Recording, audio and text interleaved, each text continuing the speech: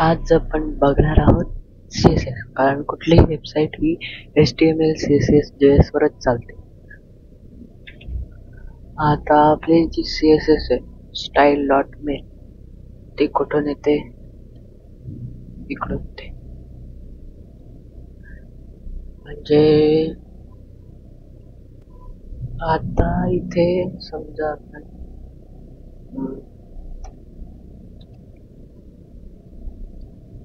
console.log style केलं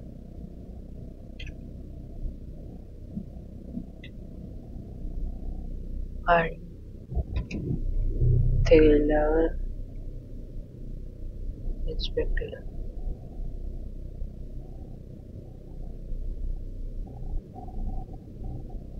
हा object आला, म्हणजे स्टाईल हे ऑब्जेक्ट. तर हे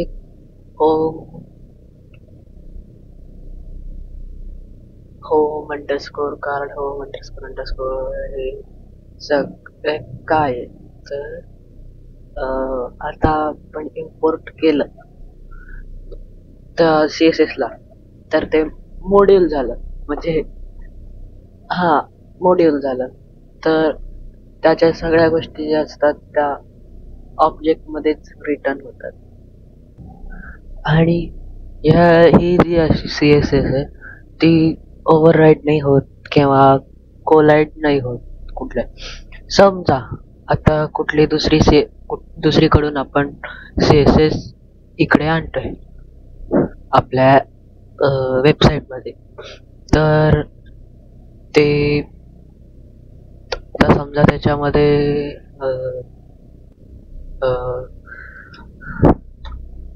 कुठे तिथे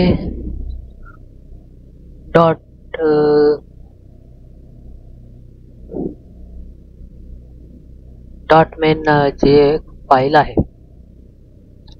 डॉट मेन नावाची आधीच त्या CSS मध्ये आहे, तर ती कुठली घेणार आणि ती तुम्ही इम्पोर्ट करून ठेवली इथे. तर मग कन्फ्युजन होईल ना त्यांचं की ही वाली डॉट मेन घ्यायची की त्या तुम्ही जी इम्पोर्ट केली आहे ती. म्हणूनच त्याच्यासाठी जी ही आहे त्या असं बनवलं जातं की त्या ओव्हरराईड किंवा कोलाइड नाही झाल्या पाहिजे. तर काय होतं की आता ही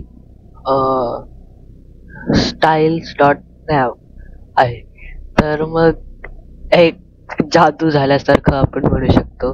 जादू करते की ती बघते तर तुम्हाला स्टाईल्स डॉट नॅव हवं आहे का, मग ती कुठून, तर मग इम्पोर्ट स्टाईल्स या पाथवरनं ते इकडे पोहोचते आणि मग नंतर तिला हे नॅव आणि हे दिसलं आणि मग नंतर त्याला CSS अप्लाय करते. आता समजा आपण एक तयार करू स्टाईल, पण त्याआधी समजा आपणच स्वतः इथे दोन वेगळ्या वेगळ्या CSS तयार केला. आता ही home dot module dot CSS आहेत आणि आपण home two dot module dot CSS तयार केली. तिच्यामध्ये पण नॅव साठी काहीतरी आहे किंवा हे जी मेन आहे तिच्यासाठी काहीतरी वेगळं आहे. तर मग कुठले घेणार? तर आता आपण करून बघू.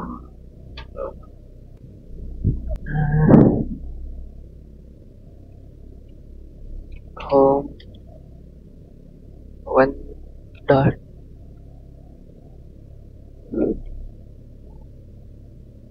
मॉड्यूल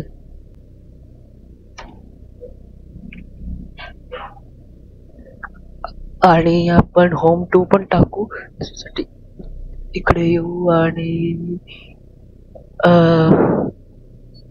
स्टाईल्स च्या मध्ये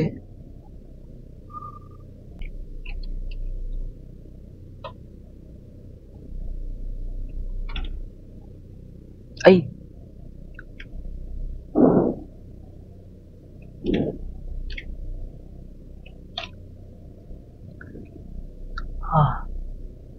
ही कॉपी आहे का? तर आपण रिनेम करू टू. आता एक जादू इथे आलाय या. आता इथे एक डॉट कॉन लिहिणार आणि इथे बॅकग्राऊंड रेड आणि हे इकडनं कॉपी करून इकडे पण टाकणार आणि इथे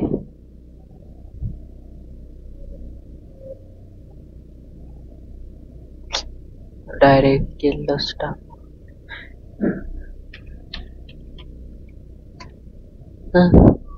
आता आणि आता समजा मी इथे शिफ्ट टाकणार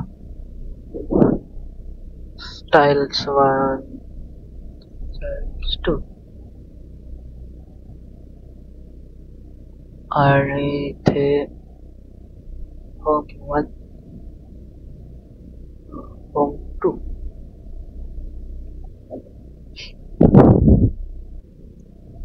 आणि ती CSS आपण समजा ब्लॉक्स ब्लॉक्सच्या ऐवजी आपण असं करू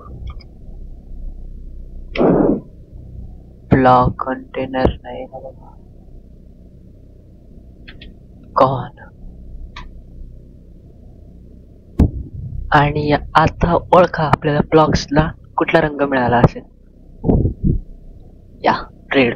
अर्थातच आहे आपण स्टाईल्स 1 म्हणजे home 1 dot module dot CSS मध्ये कॉनला आपण रेड केलं होतं. आता समजा आपण इथे केलं स्टाईल्स 2. आता कुठला रंग असेल? येप पिवळा. पिवळ्याच्यात नीट दिसतच नाही येत अक्षर. दिसते. तर आपण इथे स्टाईल्स 1च ठेवूया. आता इथे इन्स्पेक्ट केला आपण समजा तर आता तिने काय आलंय होम 1 कॉन म्हणजे काय असेल. आता समजा एक आता फक्त मी इथे म्हणजे त्यांनी हो स्टाईल्स 1 डॉट कॉन लावलं असतं तर मग कोलाइड व्हायची शक्यता जास्त असते. म्हणून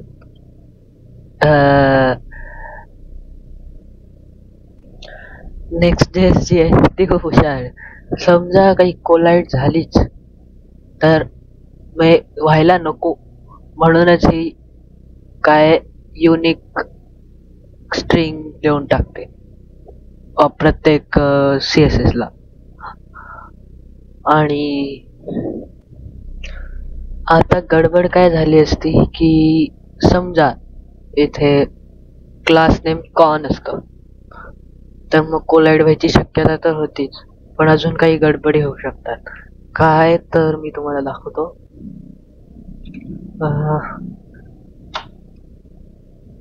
कुठे गेलं आपलं आणि ते आपण याला एका कर्ली ब्रॅकेट मध्ये टाकू कारण जावास्क्रिप्ट ऑब्जेक्ट आपण लिहिणार आहे त्याच्यामध्ये. आणि इथे एक बॅकटिक इथे एक बॅकटिक आणि इथे डॉलर.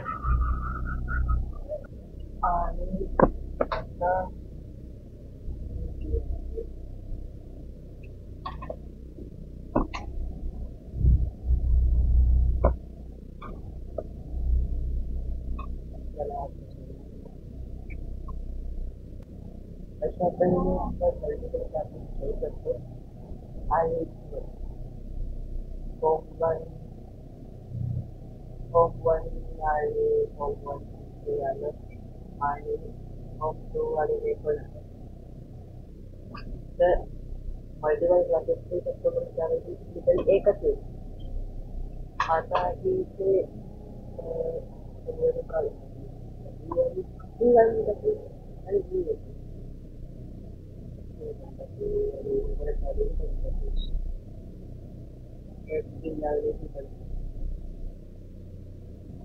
आपल्याला आपण याचा उपयोग कसा करतो त्याच्यावर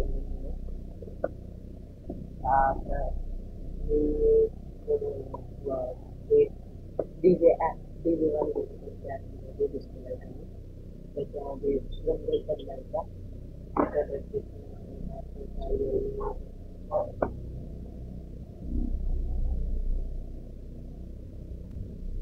तर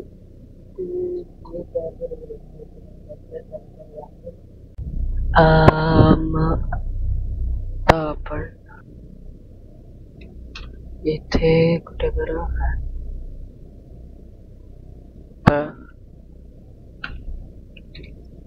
ते असंच राहू देतो सोर्स कोड साठी जेव्हा गिट वर पुश होईल तेव्हा फक्त आता हे मी काढून टाकतो अरे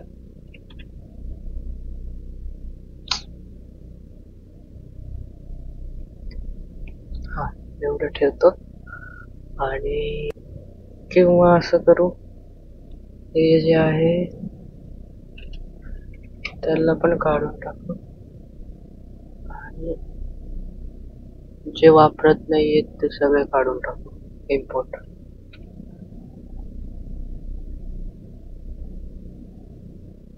कधी गरज पडेल म्हणून ठेवलेत आणि हे पण बहुतेक आपल्याला गरज नाही पडणार डिलीट करूच पण आता नाही आता समजा काही लोकांना समजत नसेल की हे काय चालू आहे आणि कसं चालू आहे आता कसं आहे की नेक्स्ट मध्ये CSS कशी काम करते ते तुम्हाला माहिती असलं पाहिजे तर काय तर इथे स्टाईल्स नावाने हे इम्पोर्ट करायचं त्याच्यानंतर स्टाईल्स डॉट लावून स्टाईल्स मध्ये कुठल्या नावाची तुम्ही तयार केली आहे समजा आता स्टाईल्स डॉट मेन हा त्याच्यामध्ये तर डॉट मेन नावाची केली डॉट मेन म्हणजे जेव्हा HTML जे CSS असते तेव्हा ज्या क्लास तिथे क्लास म्हणतात ते क्लास नेम नाही म्हणत क्लास असते ती डायरेक्ट लिहिली जाते ना म्हणजे तर तुम्हाला कसं सांगू बरं हा इथे लिहिली क्लास आता इथे मला क्लास नेमचं दाखवते पण तिथे असं लिहिलं जातं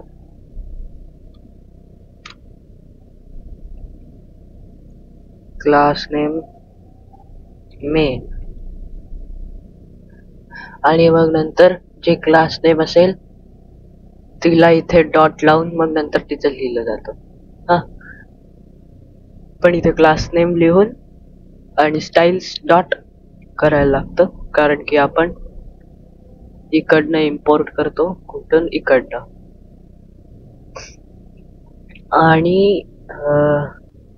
आणि तुम्हाला कदाचित माहिती असेल क्लास नेम तर आहेच पण ID पण देता येते ID म्हणजे तर समजा याला दिले मी ID इज इक्वल्स टू याला पण नाव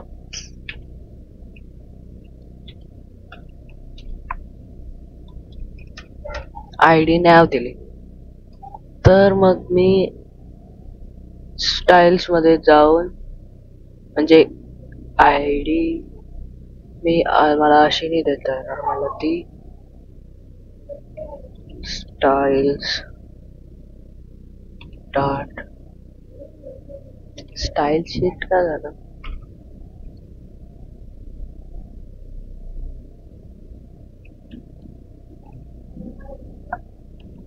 styles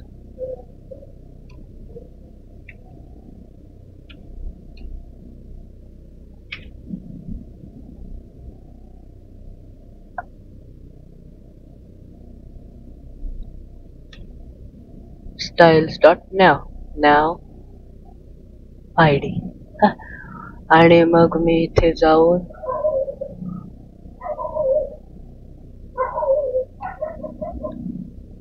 hash nav I D. अरे, आणि इथे रंग दिला, बॅकग्राऊंड कलर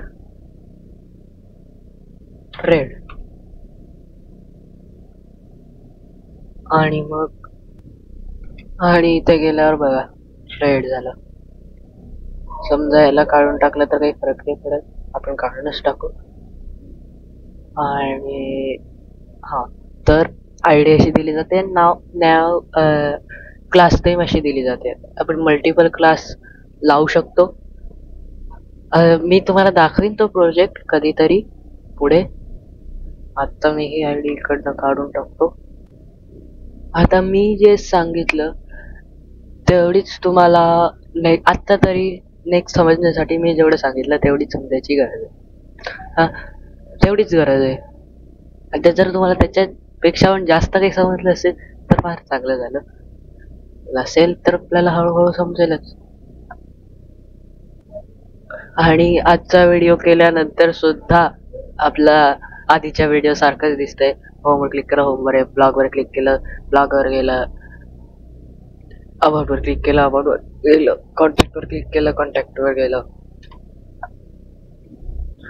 आणि आता ही जी प्लेलिस्ट आहे ती, त्याच्यामध्ये सगळे नवीन नवीन व्हिडिओ येत आहेत.